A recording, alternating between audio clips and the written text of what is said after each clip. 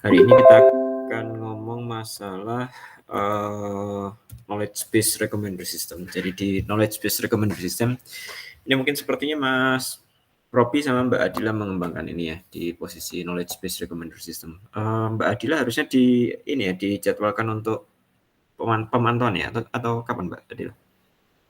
Iya Mas, pemantauan. Kapan? Tapi belum keluar Mas jadwalnya. Oh ya. Ya karena kemungkinan aku minggu depan tidak bisa datang dan Pak Faisalnya belum bisa datang juga. Jadi sepertinya masih nunggu, kalau nggak nunggu minggu depan ya nanti sama Pak Faisal yang ini. Iya Mas. Oke, apa yang akan kita bahas di sini? Mohon maaf ini outline-nya belum saya ganti. Sebagai pendahuluan terlebih dahulu mungkin kalau kemarin kita sudah belajar terkait dengan content based dan juga collaborative filtering gitu ya. Masing-masing metode itu atau pendekatan itu dengan berbagai algoritma yang ada di sana memiliki kelebihan dan juga kekurangan gitu ya. Salah satunya adalah content based filtering ini salah satu kelebihannya adalah dia menggunakan rating gitu ya. Jadi informasinya sesimpel itu saja gitu ya. Dan itu bisa didapatkan dengan berbagai cara gitu ya. Entah yang bentuknya adalah implisit ataupun yang bentuknya adalah explicit interactions gitu ya. Sedangkan untuk yang content based ini bisa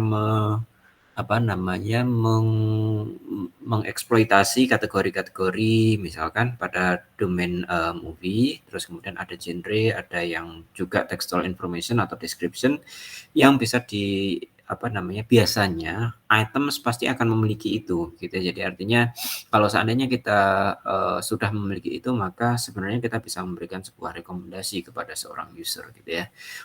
Jadi di sana kelebihannya apa? Kelebihannya adalah seluruh informasi yang ada dalam content base sudah tersedia sebenarnya gitu ya. Tinggal kita pengen mengetahui apakah si user menyukai sebuah item atau beberapa item yang lain, dan ini pun mungkin secara alamiah, secara natural biasanya seorang user pasti akan memberikan atau mencoba untuk mencari gitu ya, apa yang menjadi concern mereka gitu ya. Contoh misalkan pada saat teman-teman datang sebagai cold start user katakanlah, belum memiliki sesuatu, biasanya difasilitasi dengan proses searching gitu ya. Searching-nya seperti apa? Searching-nya bisa menggunakan keyword ataupun yang lainnya gitu. Jadi artinya preferences dari seorang user itu bisa diketahui hanya dengan berbekal sedikit preferences kita bisa berikan rekomendasi item-item yang lain berdasarkan konten yang kita miliki seperti itu. Nah, yang berikutnya adalah meskipun tadi kita katakan bahwa kedua metode itu, mohon maaf saya tidak sebut sebagai algoritma, kedua pendekatan collaborative filtering maupun content based filtering ini simple dari sisi input, namun ada sebenarnya beberapa hal yang tidak bisa diatasi oleh kedua metode tadi gitu ya. Apa yang tidak bisa diatasi? Yang tidak bisa diatasi adalah dalam collaborative filtering ini akan sangat suffer, menderita pada saat si collaborative filtering ini berhadapan dengan sebuah sistem yang sifatnya adalah interaksi itu infrequent gitu aja. Maksudnya apa? Maksudnya adalah sangat jarang sekali frekuensi dari sebuah interaksi itu terjadi gitu ya. Contohnya apa? Contohnya adalah dalam domain pembelian rumah ataupun pembelian mobil atau mungkin juga dalam domain pariwisata gitu ya. Kalau kita lihat di domain tersebut ini pasti transaksinya sangat jarang gitu ya. Dalam kehidupan teman-teman mungkin mengkonsumsi film, mengkonsumsi barang, mengkonsumsi sepatu ataupun mengkonsumsi musik mungkin sangat sering gitu ya. Kalau misalkan tidak sering, saya yakin kalau ditunjuk satu persatu pasti akan lebih dari 50 items gitu ya paling tidak, dan dengan berbekal 50 items itu mungkin dengan collaborative filtering kita bisa selesaikan gitu ya.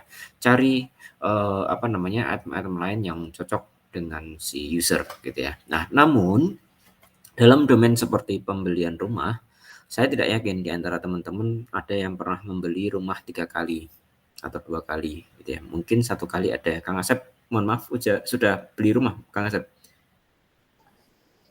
Alhamdulillah ada Mas. Alhamdulillah ada ya. Berapa kali Mas Asep? Alhamdulillah baru 1. Baru 1. Nah, itu menunjukkan bahwa transaksinya adalah infrequent gitu ya. Mohon maaf Mas, Kang Asep, ini adalah satu hal yang wajar gitu. Jadi artinya bukan mendiskreditkan, tapi memang dalam kenyataannya seorang manusia gitu ya, saya bukan seorang user, tapi seorang manusia mungkin datang ke tempat kita itu adalah membeli rumah mungkin tidak akan sering gitu ya.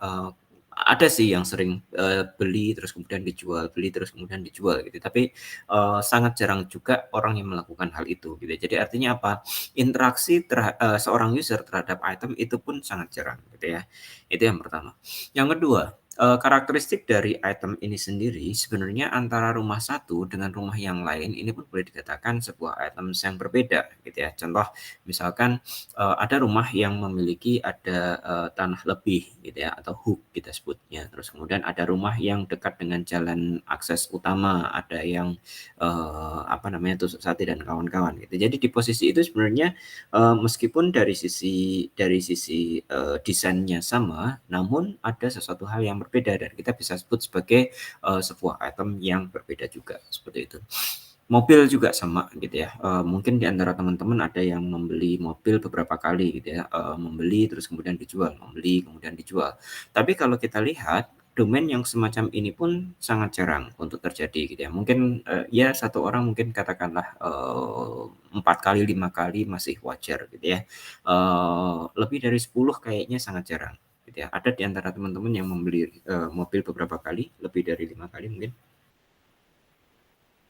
Nggak ada ya? Oke. Nah itu yang menjadi permasalahan. Nah, kalau seandainya kita implementasikan hal semacam ini terhadap collaborative filtering, maka akan menjadi permasalahan. Permasalahannya apa? Transaksinya jarang, apalagi ratingnya untuk bisa kita lakukan proses evaluasi, eksploitasi gitu ya. Padahal collaborative filtering ini memanfaatkan rating sebagai ingredients dalam proses pemberian rekomendasi seperti itu ya. Itu mungkin yang menjadi kendala gitu ya. Terus kemudian yang lain lagi adalah kalaupun collaborative filtering ini menghadapi sesuatu yang domainnya adalah domain yang sering gitu ya. Ada permasalahan juga. Permasalahannya apa? Rating time span itu adalah satu hal yang nyata gitu ya. Apa maksudnya? Contoh misalkan kalau kita lihat dalam domain komputer, komputer ini mungkin pembeliannya sangat sering gitu ya. Namun kalau kita lihat kayaknya teman-teman untuk diberikan rekomendasi komputer dalam 5 tahun yang lalu, terus kemudian kita bandingkan dengan komputer pada saat ini, maka yang dulunya memberikan rating 5 mungkin sekarang tidak akan menjadi rating 5 lagi gitu ya. Kalau direkomendasikan saat ini gitu ya. Kenapa? Karena teknologinya sudah berubah, kecepatannya sudah berubah gitu ya, harga yang tadinya ditawarkan juga mungkin drop gitu ya. Mungkin teman-teman juga akan berpikir ini kalau saya pakai katakanlah 1 tahun atau 2 tahun kayaknya value-nya tidak akan bisa naik kalau atau mungkin tidak akan bertahan kalau saya jual kembali gitu. Jadi artinya di sana rating time span itu juga menjadi kendala dalam collaborative filtering gitu ya. Atau yang lain lagi mungkin lagu ya, lagu yang teman-teman dengarkan dalam beberapa waktu yang lampau mungkin akan berbeda gitu ya, itu yang menjadi permasalahan juga. Nah, yang lain lagi adalah dalam domain yang kompleks, ini biasanya customer selalu mendefinisikan kebutuhan-kebutuhan mereka secara eksplisit atau dalam artian adalah mereka pada saat datang ke sistem kita, mereka memberikan gitu ya, memberikan apa, memberikan kebutuhan mereka. Saya pengen sesuatu yang seperti ini dan seperti ini dan seperti ini gitu ya, dan itu mungkin yang akan tidak pernah teman-teman hadapi dalam collaborative filtering. Mungkin bisa didekati dengan content based, namun content based juga kurang cocok gitu ya. Kenapa kurang cocok? Alasannya adalah bisa jadi content based yang terjadi itemnya sudah sedikit berubah gitu ya. Oke, apa yang terjadi di sana? Let's say teman-teman ingin membeli rumah gitu ya. Biasanya teman-teman pada saat datang pasti akan bertanya pertama kali. Kang Asep pada saat membeli rumah yang dilihat pertama kali apa, Kang Asep?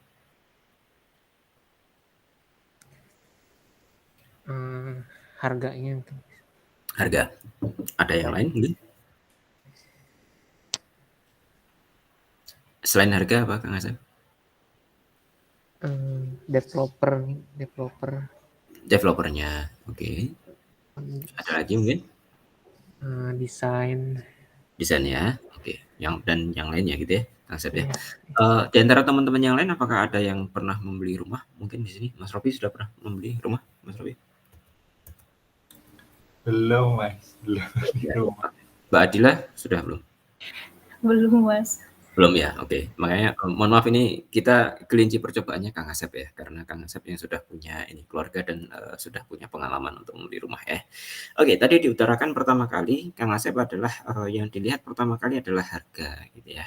Kenapa harga? Salah satu alasannya adalah untuk sesuatu yang sifatnya adalah infrequent, ini ada spesifikasi-spesifikasi khusus yang sangat penting untuk bisa diperhatikan gitu ya.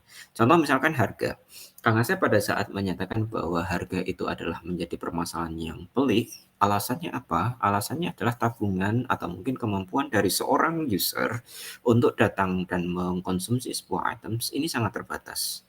Let's say bukan rumah lah supaya nanti teman-teman bisa ini ya, bisa ngomong gitu ya.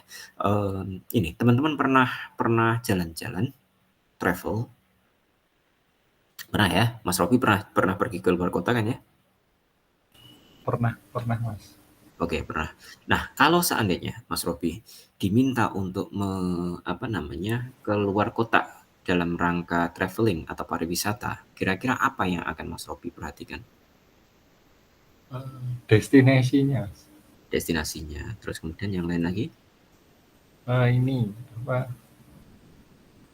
Mungkin ini apa? Jauhnya, jaraknya ya, jarak jauh. Oke, berapa jarak? Oke, betul. Terus kemudian yang lain lagi mungkin Mbak Adila, kalau seandainya berwisata apa yang diperhatikan selain destinasi dan juga jarak? Harga tiketnya, Mas. Harga. Perjalanan. Yang lain lagi mungkin? Satu lagi, Mbak Adila. Apa ya, Mas ya? Apa? Ya apa yang terpikir di Mbak Adila? Kalau saya punya jawaban berbeda mungkin nanti ya. Tempat mungkin. Sama destinasi. Sama destinasi ya, oke. Nah, hal yang tadi diutarakan itu biasanya pada saat teman-teman pergi, katakanlah aku buka travel agency gitu ya. Pasti teman-teman akan menyatakan itu terlebih dahulu kan? Betul ya? Bukan, kenapa sih hal itu diutarakan? Ada banyak alasan gitu ya. Contoh misalkan tadi Mas Robi mengatakan bahwa, jaraknya berapa jauh gitu ya. Jarak berapa jauh itu menjadi permasalahan. Kenapa? Mungkin Mas Robi hanya bisa meninggalkan, pekerjaannya hanya dalam waktu 2 hari atau 3 hari, katakanlah seperti itu ya Mas Robi ya.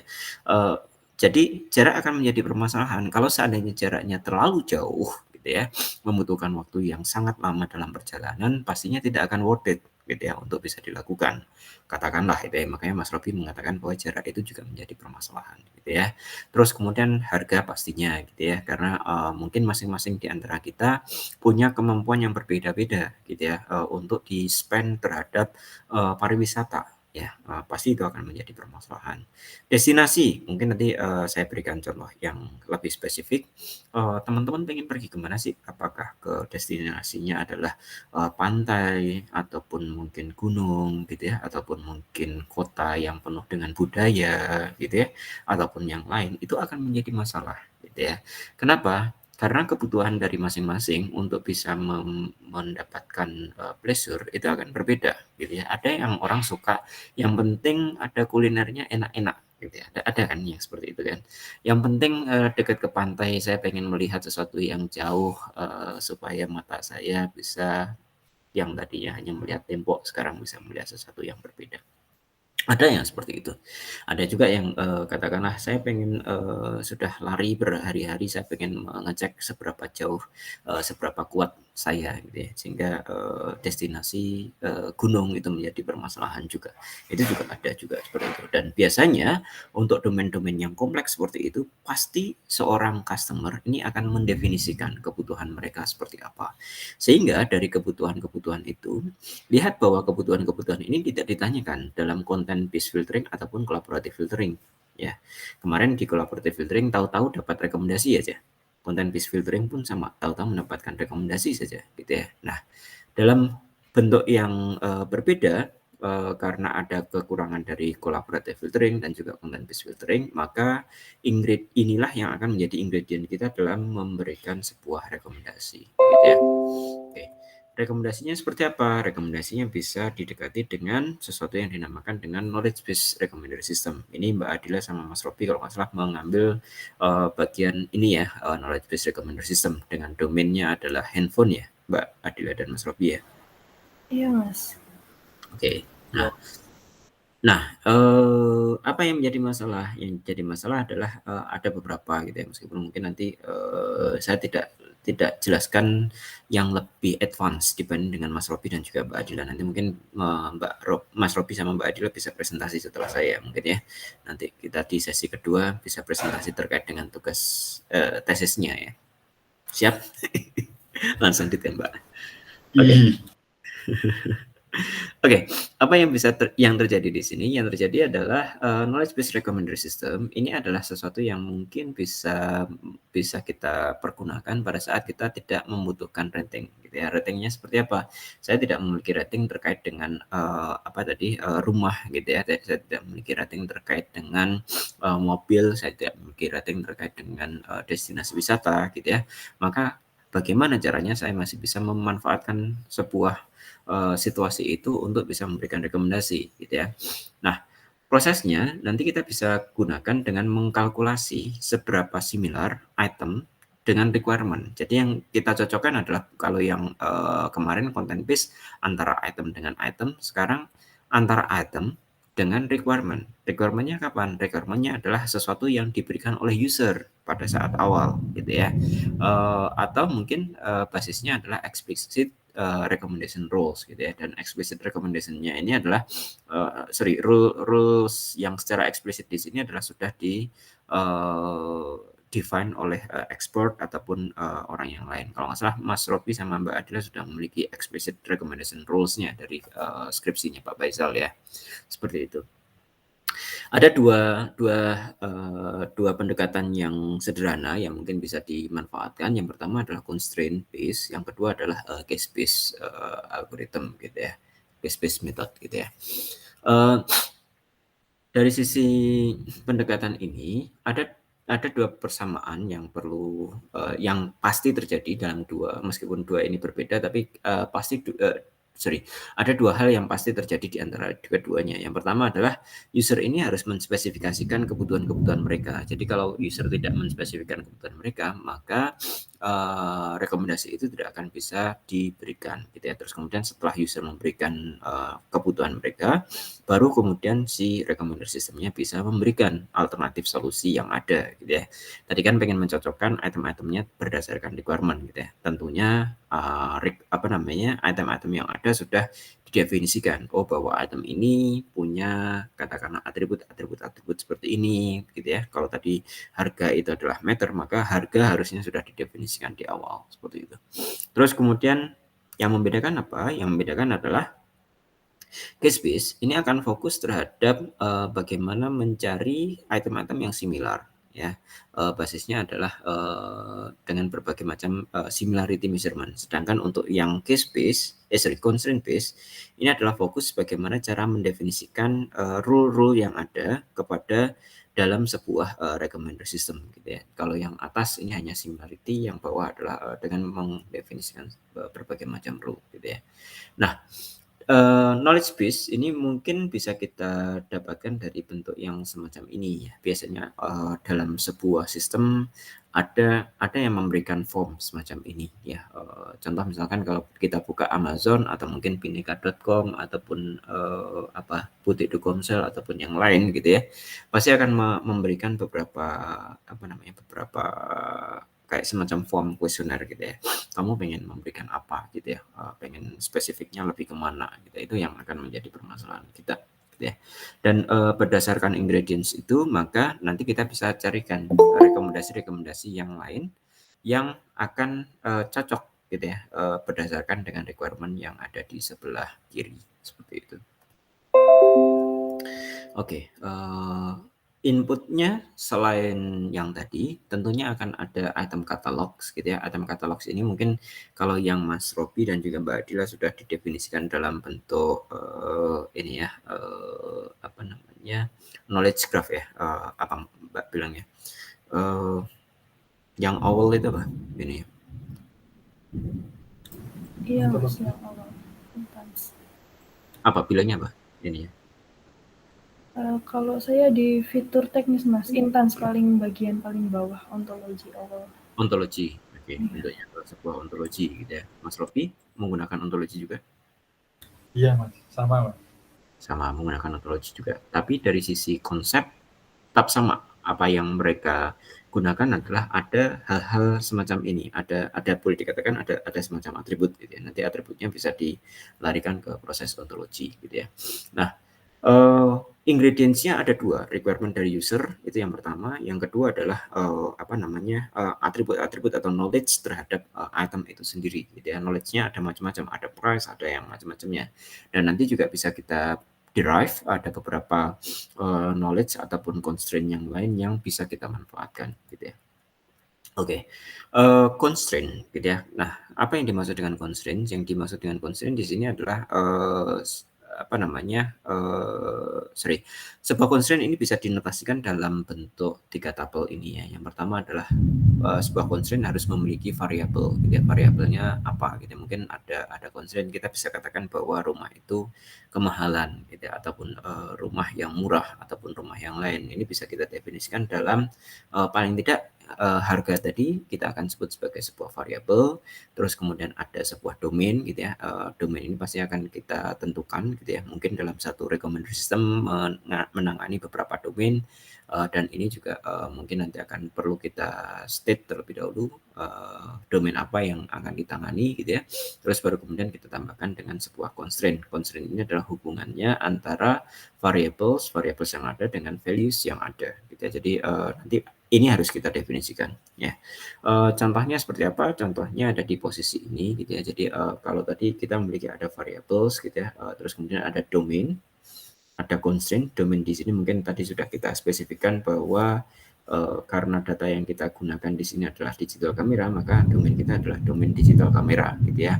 Terus kemudian variabel ini pun mungkin bisa kita bagi menjadi beberapa kelompok gitu ya, tergantung kasusnya gitu ya. Mungkin bisa dibagi menjadi 3 kelompok ataupun 4 kelompok gitu ya.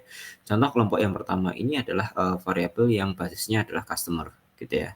Sedangkan yang kedua ini adalah variabel yang nempel pada sebuah produk gitu ya. Contoh misalkan dalam produk di sana tadi bentuknya adalah atribut, ada price dalam range 0 sampai 1000 katakanlah. Terus kemudian ada megapiksel dari nilai values yang terkecil sampai values yang paling besar gitu ya. Terus kemudian ada optical zoom dan juga yang lainnya. Sedangkan yang dari sisi customer ini adalah mungkin kita bisa memanfaatkan ada beberapa values yang lain, misalkan harganya berapa.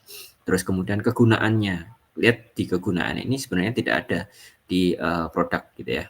Tapi kegunaan ini dari posisi ini itu yang akan jauh lebih user friendly bila kita tanyakan ke user, bila dibandingkan dengan menanyakan berapa megapiksel yang akan diperlukan, terus kemudian apa akan pengen yang seperti apa, atau mungkin masalah-masalah teknis yang lain gitu ya. Contoh misalkan dalam sebuah laptop, mungkin teman-teman bisa bagi dengan beberapa hal gitu ya. Contoh misalkan ada laptop gaming gitu ya, ada laptop yang digunakan untuk office saja gitu ya, ataupun yang lain. Dan itu mungkin bisa dimanfaatkan dalam sebuah variabel dari yang sifatnya adalah dekat ke customer gitu ya.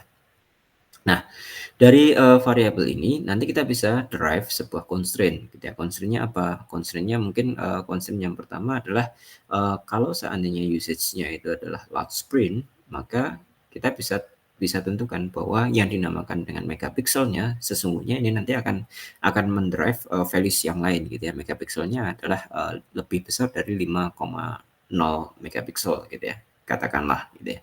Mohon maaf ini datanya masih data 2009 ya. Jadi mungkin datanya akan berbeda. Sekarang mungkin yang 5,0 sudah tidak ada gitu ya.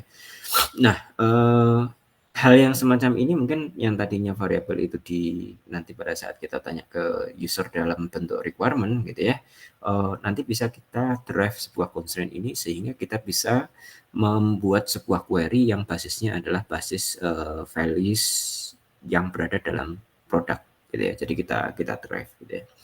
Terus kemudian kalau yang lain lagi adalah yang ini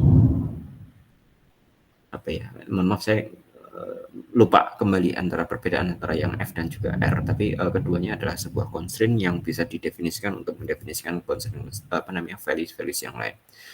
Terus kemudian untuk yang constraint product ini mungkin adalah isi dari database-nya gitu ya. Jadi P1 ini price-nya adalah berapa, or pay ini dan nilainya itu ada di ini sebenarnya untuk mendefinisikan data yang ada. Dan mungkin kalau tadi Mbak Adila dan Mas Robi menyatakan ada ontologi itu adalah sifatnya mungkin constraint yang sifatnya produk gitu ya. Contoh misalkan ada outdoor ya Mas Robi ya. Ada outdoor, terus kemudian ada apa misalkan Mas Robi? Iya, Mas. Iya, Mas. Apa? Ininya apa? Kalau yang di situ sih Yang di ontologi, ontologi Mas Robi. Ada handphone yang bisa digunakan untuk internetan, ada yang untuk gaming, ya betul ya? Iya ada Mas. Nanti jadi ada file gitu, jadi isinya itu yang mendefinisikan yang punya fitur ini itu HP apa aja kayak gitu Mas.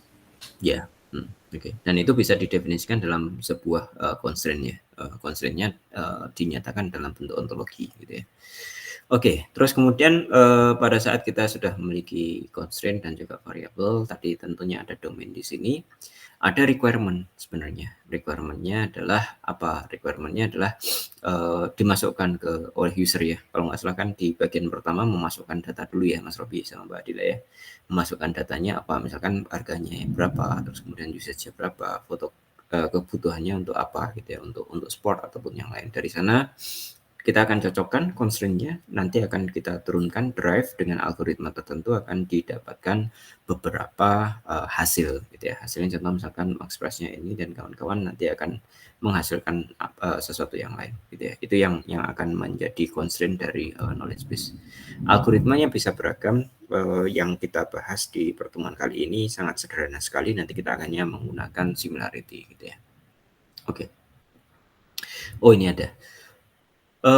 Visi ini adalah customer properties, jadi mendeskripsikan possible customer requirement. Jadi jangan bertanya ke customer terkait dengan berapa kecepatan prosesor gitu ya, ataupun mungkin ada user yang bisa menjawab itu, tapi tidak semua user bisa menjawab itu gitu ya. Jadi kita perlu berhati-hati pada saat menggunakan knowledge base gitu ya. Jadi pertanyaannya kita desain supaya semua orang itu bisa memanfaatkan gitu ya. Terus kemudian ada product properties, ini mendeskripsikan properti dari sebuah produk. Terus kemudian ada compatibility constraint, mendefinisikan instansiasi yang memungkinkan gitu ya.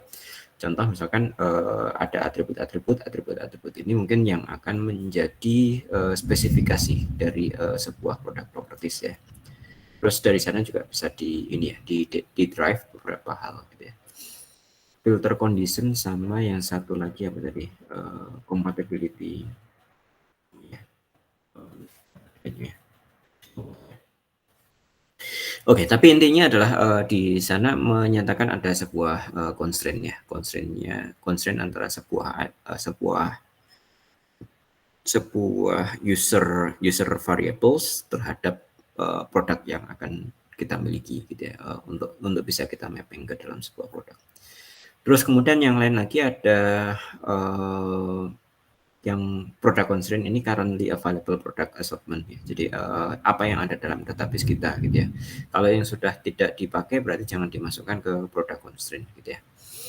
Terus kemudian yang lain lagi ada requirement gitu ya. Requirement mungkin bisa dalam bentuk satu input saja ataupun ada yang bentuknya bukan price-nya bukan maksimum price tapi between ya. Ada juga yang lainnya seperti itu. Dan di sana nanti kalau kita sudah memiliki ada beberapa requirement dari user, maka sebenarnya ini hampir mirip dengan sebuah conjunctive query dalam sebuah database gitu ya. Kalau teman-teman menggunakan apa namanya DBMS, kan di sana ada select bintang from where ya, dan where-nya di sana adalah conjunctive query sebenarnya, dan itu bisa kita apa namanya kita masukkan gitu ya, requirement dari user kita konversikan menjadi atribut-atribut. Nanti dari atribut itu akan kita berikan rekomendasi gitu ya. Ini yang ada dalam sebuah knowledge based recommendation system. Dan tentunya kalau teman-teman memanfaatkan ada ontologi, harusnya proses query-nya akan jauh berbeda dengan menggunakan database yang ada gitu ya. Yang terjadi di sana adalah apa yang ada di ontologi. Mungkin Mas Robi sama Mbak Adila nanti bisa menjelaskan lebih jauh. Oke. Apa yang bisa kita lakukan? Yang bisa kita lakukan adalah kita bisa memfilter kondisi-kondisi yang kita miliki gitu ya, berdasarkan dengan constraint yang kita dapatkan tadi. Katakanlah si user ini memasukkan ada sebuah usage-nya adalah sebuah large print, maka kita bisa ganti beberapa features yang ada. Lihat bahwa dalam atribut ini tidak ada usage ya. Dalam item atribut ini nggak ada usage-nya adalah large print. Yang mana yang large print? Tidak ada gitu ya. Atau mungkin di posisi ini yang dihadapi oleh Mas Robi dan juga Mbak Adila ada handphone yang dipergunakan untuk gaming gitu ya. Dan di sana nggak ada ya Mbak ya atribut untuk gamingnya, atau ada sudah spesifik sampai ke atribut itu? Ada Mas. Ada atau itu ada di ontologi? Kalau ada di ontologi berarti dia masuknya ke constraint.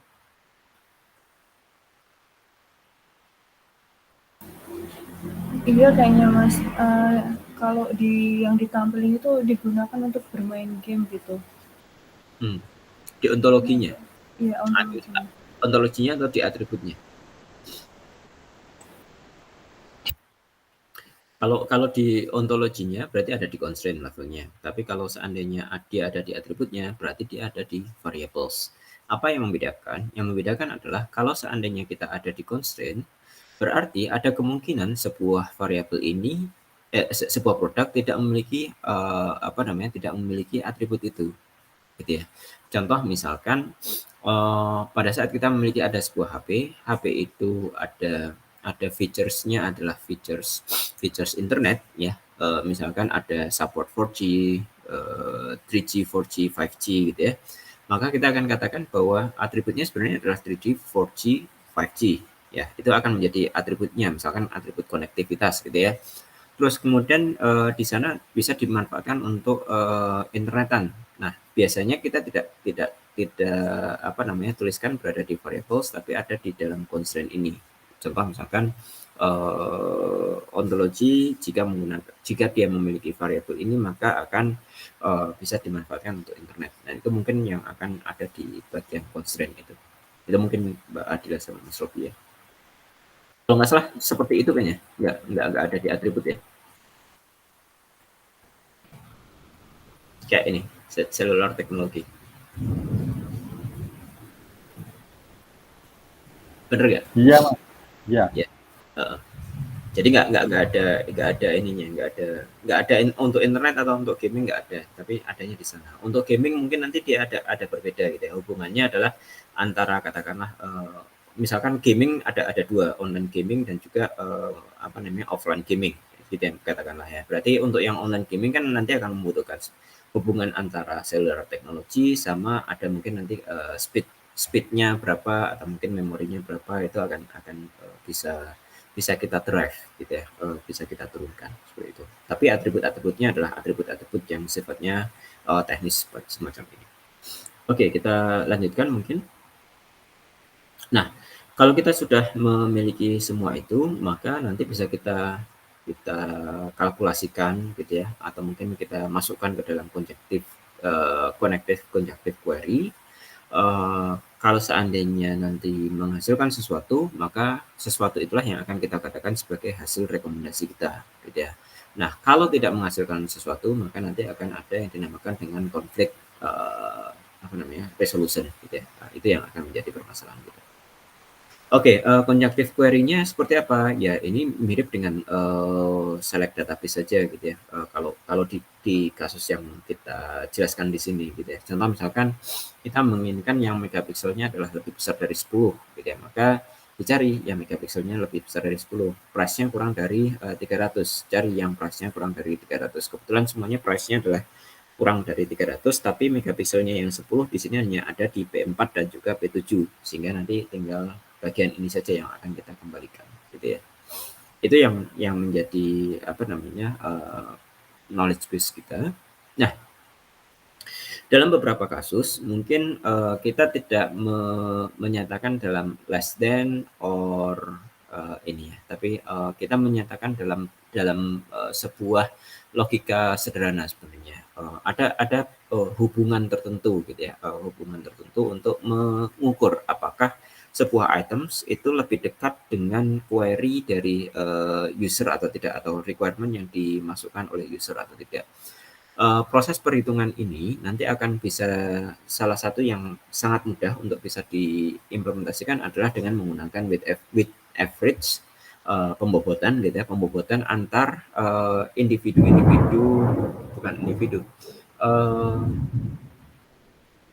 requirement unik yang diberikan oleh seorang user gitu ya. Contoh misalkan domain rumah gitu ya.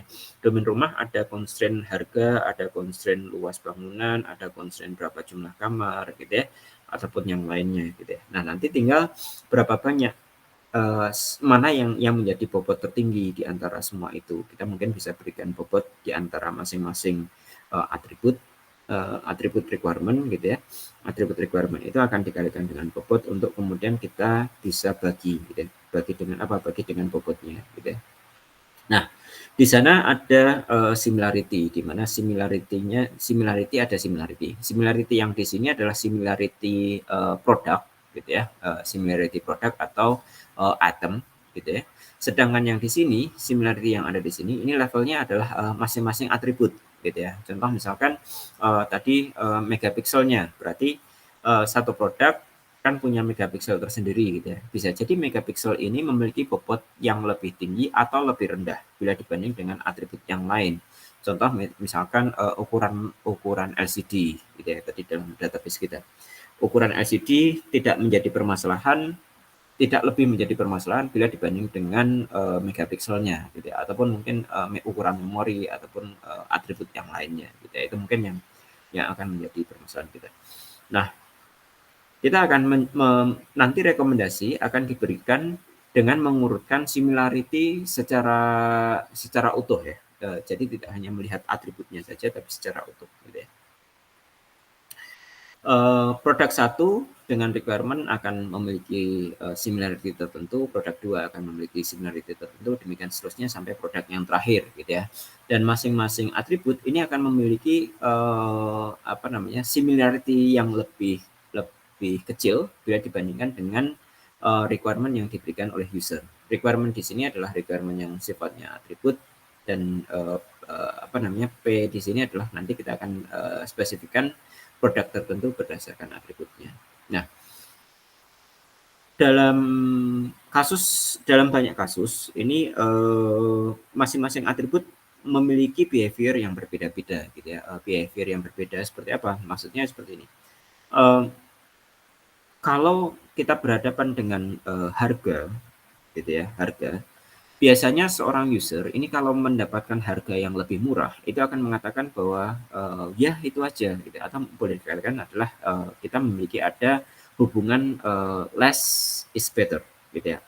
Nilai yang semakin kecil maka dia akan semakin bagus gitu ya. Ada juga yang hubungannya adalah the more is better gitu ya.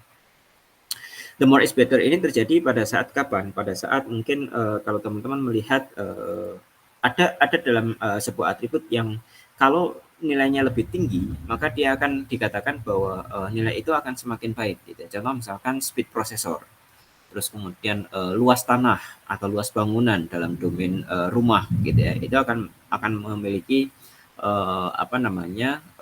values yang lebih besar gitu ya.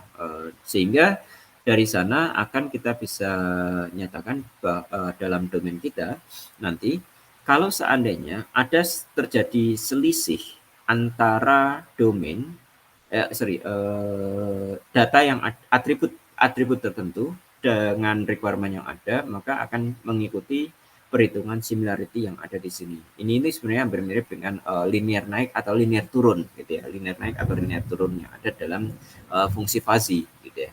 Contoh misalkan kalau harga karena menggunakan less is better, maka rumus ini tidak cocok gitu ya. Contoh yang cocok untuk menggunakan rumus ini adalah kapasitas hard disk misalkan. Kapasitas hard disk di sana semakin tinggi, hard disknya akan semakin besar gitu. Jadi nanti tinggal diukur dengan menggunakan rumus ini, hard disk yang ada dalam produk tertentu dikurang dengan minimum dalam requirement, terus kemudian dibagi dengan maksimum dalam requirement dan juga minimum dalam requirement gitu ya. Ini nanti akan menghasilkan sebuah similarity tertentu gitu ya. Terus kemudian kalau yang kebalikannya, maka rumusnya yang sedikit berbeda ya, hanya di bagian atasnya gitu ya. Sehingga nanti kalau yang less is better akan menggunakan rumus yang ada di sini seperti itu. Sampai di sini apakah bisa dipahami mungkin sebelum kita lanjut lagi?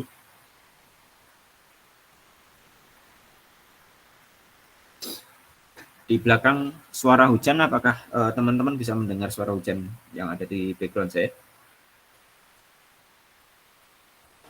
Dengar Mas, tapi kecil Kak Mas. Tidak mengganggu ya? Oke.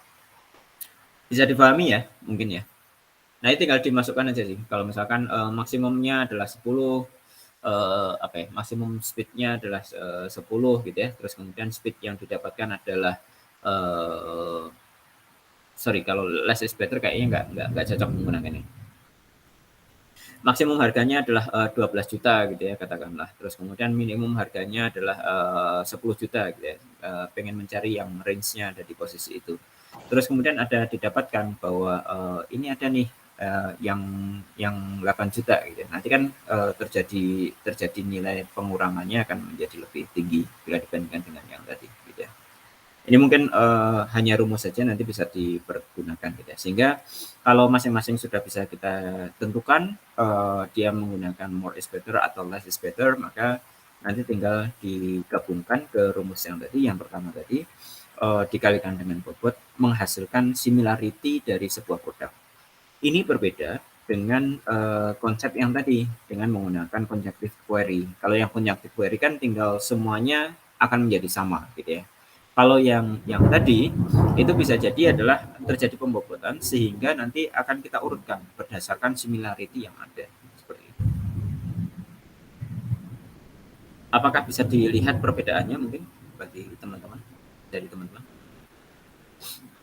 Kalau yang ini semua atribut memiliki bobot yang sama ya, megapiksel, price. Kalau di efeknya apa? Efeknya adalah kalau seandainya kita memiliki atribut yang sangat banyak, gitu ya, bisa jadi kita terjebak dalam atribut-atribut lain yang tidak berpengaruh, gitu ya.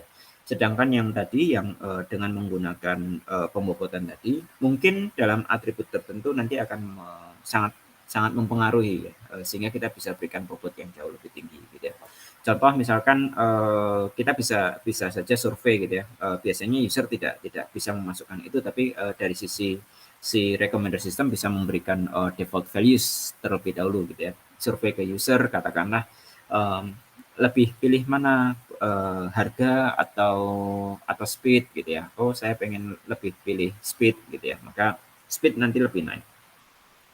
Lebih pilih mana harga atau kapasitas hard disk gitu ya. Saya lebih pilih harga ya. Oke, harga ya lebih tinggi dibandingkan dengan itu nanti akan menjadi pembobotan dan dari sekian banyak survei nanti akan bisa kita tentukan bobot masing-masing dari sebuah atribut. Oke, kita lanjut lagi ya. Itu beberapa ide ya yang mungkin bisa digunakan. Yang lain lagi adalah other similarities. Ini ada kemungkinan tidak mengikuti more is better or less is better gitu ya. Tidak mengikutinya kapan? Tidak mengikutinya adalah gini. Terkadang dalam sebuah values itu lebih sedikit tidak apa-apa, kurang sedikit tidak apa-apa gitu ya. Asal selisihnya tidak sangat jauh sekali. Contoh apa? Contohnya adalah jarak gitu ya. Tadi dalam domain domain pariwisata gitu. Tadi Mas Robi mengatakan jaraknya berapa gitu ya. Katakanlah Mas Robi sudah menentukan bahwa jaraknya adalah tidak jaraknya yang ideal adalah 200 km gitu ya, dalam jarak itu. Berarti apa? Dalam kalau Mas Robi pergi ke travel agency, jaraknya 200 km, ternyata diberikan rekomendasi yang 0 km dari posisi Mas Robi berada. Kayaknya akan mengatakan bahwa ini bukan rekomendasi yang bagus, gitu ya. Contoh misalkan Mas Robi ada di Bandung, gitu ya. Terus kemudian rekomendasi yang diberikan semuanya adalah di Bandung. Gitu ya. Artinya apa? Jaraknya kan sangat kecil selisihnya, gitu ya. Nah, sangat jauh dengan yang tadi dispesifikasikan, ya. Harusnya 200 km, gitu ya. Nah, selisihnya mungkin Mas Robi akan mengatakan bahwa lebih 200 km ya mungkin 210 km atau mungkin 190 km itu masih dalam range yang cukup bagus gitu ya. Artinya apa? Sebenarnya Mas Robi pengen mencari atraksi-atraksi ataupun domain pariwisata yang sedikit berbeda gitu ya, bukan di posisi dia. Asal tidak terlalu jauh banget, asal tidak jangan dekat banget gitu ya. Nah, itu nanti yang akan similarity-nya akan dihitung dengan menggunakan rumus yang ada di sini. Hampir mirip dengan more is better. More is better gitu ya.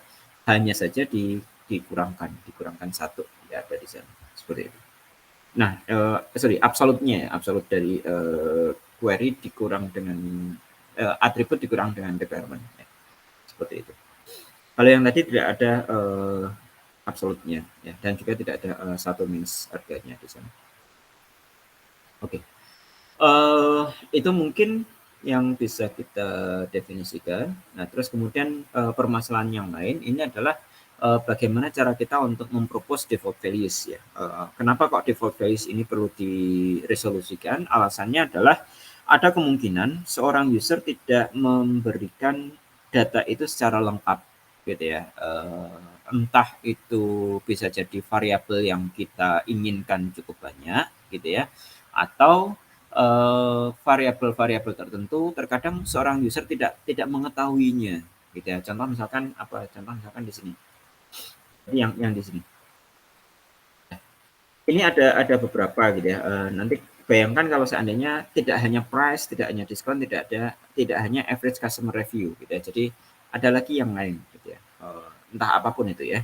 Nah, bayangkan bahwa ada kemungkinan seorang user hanya aku hanya fokus ke yang penting harganya sekian gitu ya. Nah, sehingga dengan harga yang sekian kita akan bisa berikan default values terhadap atribut-atribut yang lain. Nah, untuk menentukan default values ini nanti juga bisa kita resolve tertentu gitu ya.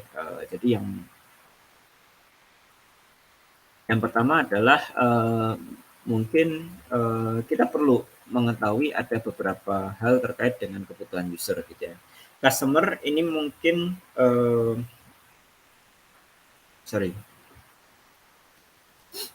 ada kemungkinan si user ini tidak mengetahui atau tidak yakin gitu ya, tidak yakin sehingga dia tidak bisa memberikan data yang ada gitu ya. Nah, beberapa hal yang bisa kita gunakan untuk meresolve default values-nya adalah kita bisa gunakan ada pendekatan sub default gitu ya. Contoh misalkan default-nya adalah untuk large print gitu ya. Karena kenapa kok large print? Alasannya adalah secara intuisi user akan sangat puas kalau diberikan resolusi yang sangat besar gitu ya. Itu mungkin yang menjadi static default yang pertama gitu ya. Terus kemudian yang lain lagi adalah dependent default ya. Dependent default ini adalah dari atribut yang lain. Seandainya user sudah memasukkan requirement-nya adalah untuk small print, maka kita bisa set maksimum price-nya adalah bernilai berapa gitu ya. Itu yang bisa kita manfaatkan. Terus kemudian yang lain lagi adalah dengan memanfaatkan drive default gitu ya. Jadi kita bisa catat transaksi-transaksi yang ada sebelumnya atau mungkin requirement yang diberikan oleh user sebelumnya gitu ya. Sehingga nanti kita bisa definisikan yang lain. Misalkan apa? Misalkan gini. Kita memiliki ada history bahwa ada 5 orang customer yang sudah datang ke sistem kita gitu ya, dari customer 1 sampai ke customer 5 gitu ya. Customer itu ternyata memasukkan data-data seperti ini, ada price, ada optical zoom, dan juga ada LCD size. Oke. Nah, kalau seandainya ada seorang user datang ke sistem kita, dia hanya memasukkan harganya saja gitu ya. Permasalahannya adalah untuk data-data yang lain ini defaultnya berapa sih gitu ya. Kita bisa turunkan dengan beberapa cara ya. Salah satunya adalah dengan menggunakan nearest neighbor ya.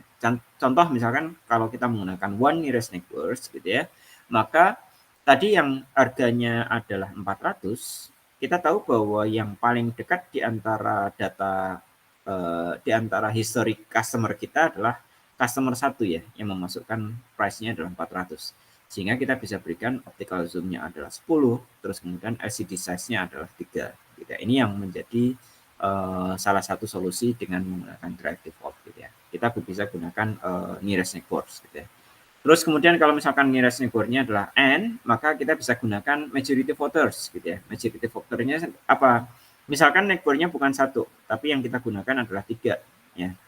Ingat bahwa tadi price-nya adalah 400. Ya. 400 ini mungkin yang dekat adalah customer 1, customer 2 jelas terpilih gitu ya. Ada customer 4 dan customer 5. Gitu ya.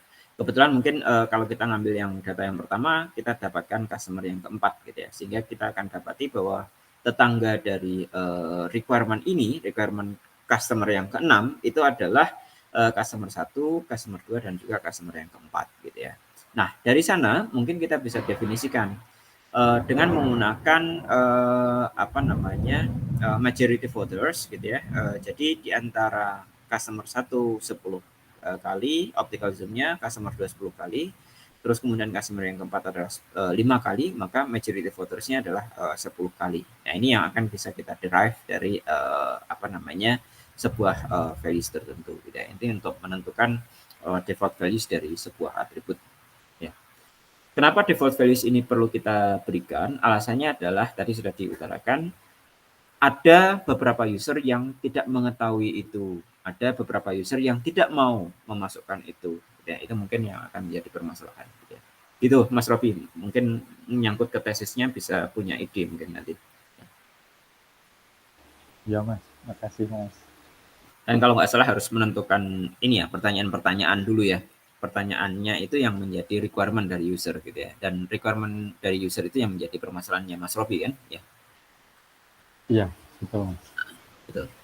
Oke, nah yang berikutnya mungkin adalah selecting the next question. Ini mungkin jadi masalah juga gitu ya. Kenapa the next question ini masalah gitu ya?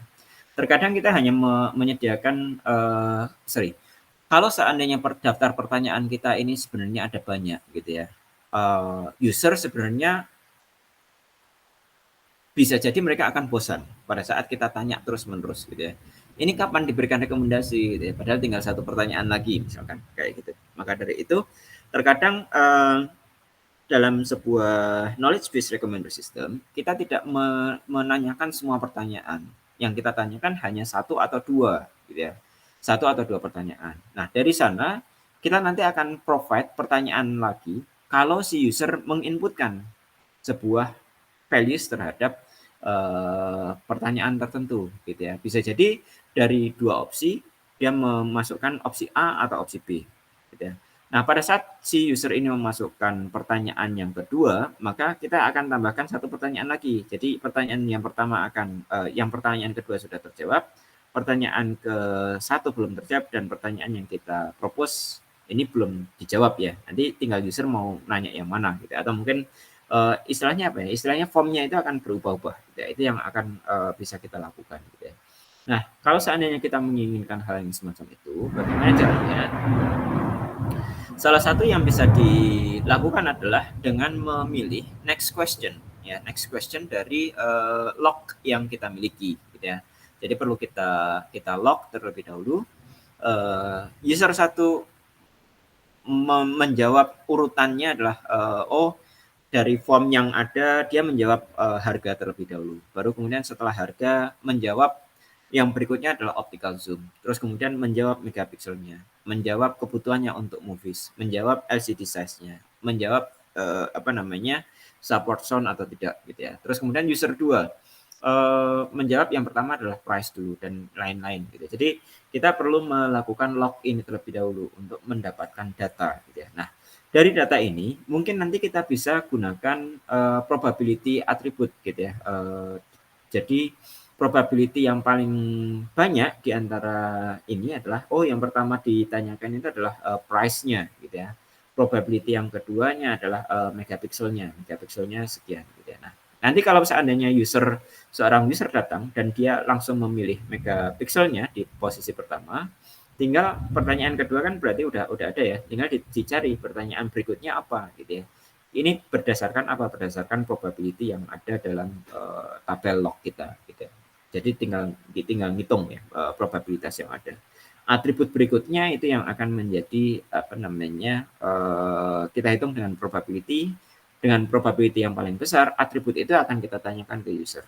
Pada saat user sudah jenuh dengan pertanyaan-pertanyaan yang ada, maka user boleh mensubmit jawaban mereka ke kita, baru kemudian kita lakukan proses kalkulasi ya, kalkulasi dengan knowledge base yang ada. Bisa jadi di posisi itu seorang user hanya memasukkan 1 buah saja. Bisa jadi seorang user memasukkan 2 buah saja ataupun lebih dari beberapa. Jadi ini yang ada dalam selecting the next question. Seperti itu.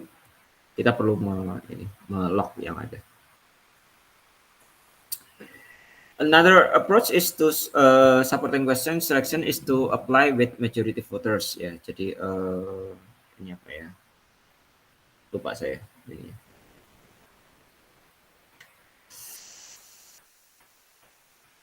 The way to majority voters would be authenticate decision with ID, managed report, dan purpose.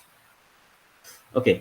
Kalau seandainya yang pertama user memilih price terus kemudian memasukkan jawaban untuk optical zoom, tinggal nanti dicari ya berapa yang memiliki voting tertinggi gitu ya untuk data berikutnya. Kita bisa gunakan mekanisme nearest neighbor seperti yang tadi sudah diutarakan seperti itu. Itu mungkin kuliah kita kali ini. Ada juga materi terkait dengan ini, yakni dealing with unsatisfiable or requirements or empty result. Jadi artinya kalau seandainya ada query dari user, bisa jadi tidak menghasilkan sesuatu gitu ya. Nanti kalau seandainya tidak menghasilkan sesuatu, bagaimana caranya untuk bisa memberikan items tapi yang mendekati dari requirement yang ada dari mereka. Gitu. Contoh misalkan requirement-nya adalah ini. Requirement-nya adalah price-nya segini, terus kemudian optical zoom-nya segitu, sound-nya adalah yes, terus kemudian waterproof-nya adalah yes. Ini kalau kita cari dalam database kita, ini tidak menghasilkan apapun gitu ya. Nah, kalau seandainya tidak menghasilkan apapun, bagaimana caranya? Gitu ya. Salah satunya adalah kita bisa tangani dengan mencari resolution terhadap conflict set-nya. Resolution terhadap conflict set ini adalah kita cari ya conflict set dari semua yang ada. Contoh misalkan di posisi ini. Ini kalau kita cari yang harganya kurang dari 150 ini nggak ada. Ya, sehingga nanti sebenarnya salah satunya adalah kita bisa hapus yang di sini. R1 bisa kita hapus gitu. Sehingga boleh dikatakan requirement dari user itu adalah R1-nya tidak ada, R2, R3 dan R4 gitu ya. Kita tinggal cek apakah R2, R3 dan R4 menghasilkan sesuatu atau enggak. Kalau misalkan tidak menghasilkan sesuatu, mungkin nanti bisa kita hapus salah satu yang lainnya gitu ya. Sehingga nanti bisa kita kembalikan item yang menghasilkan sesuatu. Contoh misalkan R2, R3 ini optical zoom-nya 5. Optical zoom-nya 5 di sini hanya ada 1, terus kemudian sound-nya yes, waterproof-nya tidak ada. Nah, ini berarti di posisi itu ada konflik kan. Nah, ini kita cari konflik mana yang paling sedikit ya, ataupun mungkin bisa juga kalau kita kombinasikan dengan bobot tadi, cari yang bobotnya paling kecil ya. paling kecil untuk bisa dibuang gitu ya. Kenapa? Karena kalau konfliknya adalah bobotnya paling kecil, mungkin user akan masih bisa mengatakan bahwa rekomendasinya adalah rekomendasi yang masih bisa ditolerir gitu ya. Itu mungkin yang jadi ini apa namanya salah satu solusinya. Mungkin bisa memanfaatkan graph gitu ya, graph yang berupa pencarian BFS. Kita cari oh kalau config setnya seperti ini, kita cari resolusinya dengan apa namanya coba cari dengan query R1 dan R2. Kalau R1 R2 mengembalikan sesuatu, maka kita kembalikan ke user. Kalau enggak, cari dengan BFS mendapatkan D2-nya untuk config setnya dan kawan-kawan seperti itu. Sehingga nanti posisi itu akan apa namanya menghasilkan sesuatu paling tidak ya, tidak memberikan empty set. Itu mungkin pertemuan kali ini, barangkali ada yang mau didiskusikan, silakan kalau seandainya ada. Kalau nggak ada, kita akhiri perkuliahannya.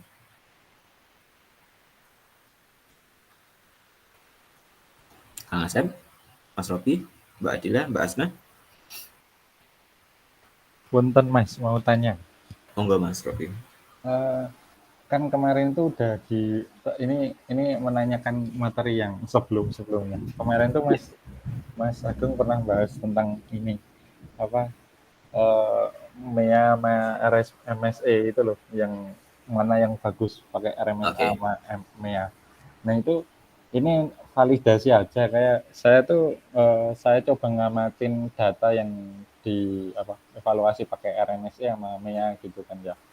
Nah itu betul nggak sih Mas, RMSE itu lebih sensitif ketika datanya itu tahu-tahu semua data observasi sama data prediksi itu 9 isinya 10 gitu, terus 9 ke 9 itu prediksinya betul terus.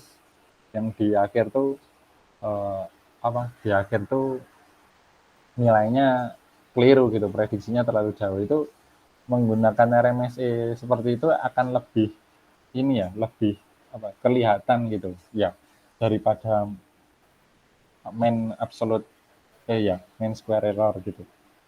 Ya, mungkin perlu difahami di posisi ini dulu Mas, antara mean absolute error dengan mean square error ini ada apa namanya, ada perbedaan di posisi ini pengkuadratannya ya. Keduanya akan tujuan di antara mean absolute error dan mean square error ini tujuannya adalah untuk menghilangkan apa namanya, menghilangkan negatif ya, menghilangkan angka negatif.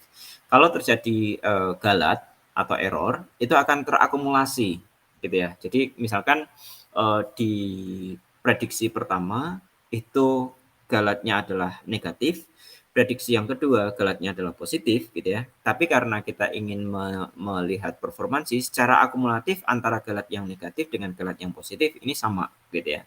Maksudnya gimana? Maksudnya adalah kalau ratingnya itu adalah 5, saya prediksi 4 dengan saya prediksi 6, ini kan sebenarnya galatnya sama-sama 1. Benar nggak Mas? Benar ya? Iya Mas. Nah, di posisi itu sebenarnya perhitungan mean absolute error dan juga mean square error ini tujuannya adalah untuk menghilangkan nilai itu ya. Nah, karena caranya berbeda, untuk yang absolut ini adalah bentuknya adalah satuan gitu ya. Sedangkan untuk yang square ini adalah dengan menggunakan nilai kuadrat gitu ya. Nah, penggunaan nilai kuadrat ini tentunya akan memberikan dampak gitu ya. Contoh misalkan kalau kita hitung dengan menggunakan mean absolute error pada saat selisihnya adalah 1, ini tidak akan membebani ya. Pada saat selisihnya adalah banyak, ini tidak akan terlalu membebani kalau kita menggunakan mean absolute error gitu ya. Tapi kalau kita gunakan mean square error, kalau selisihnya adalah banyak, ini akan terlalu membebani gitu ya. Kenapa? Karena galat itu akan dikuadratkan gitu ya. Contoh misalkan, kalau kita hitung saya ini Mas ya, kasih contoh ya.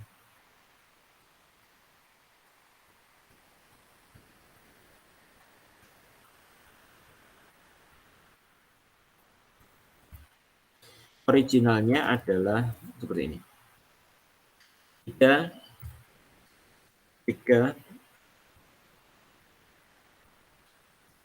3, 3. Ini ya. Terus kemudian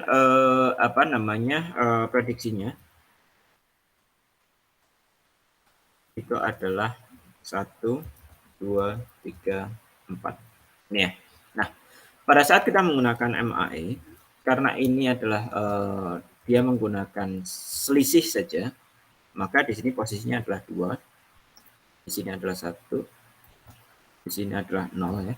Terus kemudian di sini adalah 1, karena dia diabsolutkan ya.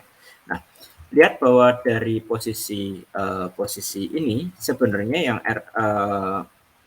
MSE, mean square error, karena ada proses square tadi, ini akan sangat tinggi nilainya. Sehingga kalau seandainya rating kita sangat tinggi, maka dia akan memang sangat sensitif sekali gitu ya. Kenapa sensitif sekali? Sekali menghasilkan error yang sangat tinggi, maka akan membebani dari performansi gitu ya. Itu mungkin yang menjadi permasalahan dari MSE dan turunannya, termasuk juga root mean square error seperti itu. Contoh misalkan yang lain lagi, misalkan di posisi ini, misalkan di sini 5 gitu ya. Kita prediksi 1 gitu ya. Ini kan galatnya cuman 4 ya, sedangkan di posisi ini adalah 16. Ini sangat tinggi sekali kan. Satu kesalahan ini akan berakibat fatal ya, bila dibandingkan dengan kalau kita menggunakan MAE. Mungkin itu Mas Robi. Iya Mas, terima kasih Mas untuk penjelasannya. Ya, sama-sama Mas. Jadi nanti semakin tinggi nilai ininya juga kemungkinan terbebaninya juga akan sangat besar sekali ya. Oke. Ada lagi? Punten. Ya. Berarti semua misal kita data observasi sama prediksi itu hanya berkisar rentangnya itu pendek, misal cuman 1 sampai 2, 1 sampai 3, terus diprediksinya yang tadinya harusnya diprediksi 1 jadi 2, kayak gitu kan. Kalau pakai MAE nggak begitu kelihatan ya, dari misal pakai RMSE itu kan akan lebih kelihatan, betul begitu nggak Mas? Ya, salah satu solusinya supaya adil, gitu ya, supaya adil, kita bisa gunakan normalize sebenarnya. Normalize ini untuk apa? Supaya jarak errornya itu nanti akan bisa ternormalisasikan menjadi angka yang sama, gitu ya. Jadi antara MAE misalkan, MAE ini juga sebenarnya ada normalized mean absolute error gitu ya, kalau kita menggunakan MAE gitu ya. Jadi yang tadinya ini adalah selisihnya adalah antara 1 sampai 5, ini berarti 4 ya. Jadi nanti selisihnya akan dibagi menjadi 4. Jadi range-nya yang tadinya bisa sampai 4, katakanlah benar-benar salah semuanya, ini nanti akan dikonversikan menjadi 1. Bayangkan kalau seandainya di sini adalah 10, kan berarti kan nilai errornya akan mean absolute errornya akan menjadi lebih tinggi ya. Gini, originalnya ini katakanlah values-nya adalah antara 1 sampai 5, ini akan berbeda dengan kasus yang kedua. Kasus yang kedua ini adalah originalnya adalah antara 1 sampai 10 gitu ya. Di posisi ini MAE-nya ini akan berkisar 4. Kenapa? Kalau diprediksi 1, original ratingnya 5, maka dia absolutnya adalah 4. Benar nggak? Nah, sedangkan yang di sini MAE-nya ini adalah di posisi 9. Kenapa? Kalau ratingnya 1, diprediksi 10, absolutnya adalah 9. Ini MAE yang paling maksimum ya. Nah, untuk membandingkan antara yang ini dengan yang ini, sebenarnya akan lebih fair kalau dibuat menjadi NMAE, normalized MAE, sehingga ini harus kita konversikan menjadi nilai 1. Bagaimana caranya? Gimana caranya gitu ya? Caranya adalah dengan membagi nilai ini ke nilai maksimum dikurang dengan nilai minimumnya. Gitu. Itu mungkin yang akan menjadi nilai dari normalized mean absolute error. Ataupun yang di sini juga kalau di posisi itu berarti kan maksimumnya di sana adalah 4 ya. Berarti 4 dibagi dengan 4 ya, sehingga nanti range errornya akan berkisar antara 0 sampai 1. Angka 9 pun sama, bisa kita konversikan menjadi NMAE. Ini akan di posisi 9 yang maksimum gitu ya. dibagi dengan nilai maksimum antara maksimum ini dikurang dengan nilai ini. Jadi ini akan dibagi dengan 9, nanti range-nya adalah akan menghasilkan nilai antara 0 sampai 1. Seperti itu. Nah, kalau pengen kalau pengen adil, kita bisa gunakan NMAI atau nanti bisa juga menggunakan NMSE. Kayak gitu Mas Robi. Iya Mas, terima kasih Mas. Ya, sama. Yang NMSE ini saya coba kulik-kulik nanti. Iya, terima kasih banyak Mas. Tapi tetap saja itu hanya galat saja sih, kalau saya melihat itu hanya sebuah galat saja. Oke, ada lagi pertanyaan lagi yang lain mungkin dari teman-teman? Kalau ada. Nggak ada? Oke, kalau nggak ada mungkin pertemuannya bisa kita akhiri. Terima kasih atas perhatian dari teman-teman. Assalamualaikum warahmatullahi wabarakatuh.